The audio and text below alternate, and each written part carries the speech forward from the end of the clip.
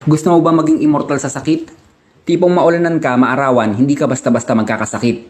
Saktong-sakto ito sa mga batang napasok sa school at sa lahat ng napasok sa trabaho. Isa itong napakalakas na natural antibiotic. Natural, ibig sabihin wala itong halong kemikal. Ganito ang gagawin, kumuha ng 3 buong bawang at hiwain ng tulad nito. Tapos kumuha tayo ng lemon, ibabad muna natin sa baking soda ng 10 minuto para sure na walang matirang bakterya. Tapos hiwain din ng ganito. Maghanda din kayo ng pure honey. Make sure na pure honey para di sayang ang gagawin natin. Sa mga nagme-maintenance ng antibiotic, lipat na kayo dito. Wala gaanong gastos, madali lang gawin at safe pa sa ibang parts ng ating katawan. Sa synthetic na antibiotic, lulutuin ibang parts ng katawan natin yan. Pagkatapos nyong hiwain ng mga ito, ilagay sa malinis na garapon at haluin. Ilagay sa ref ng 7 araw at pwede na itong gamitin.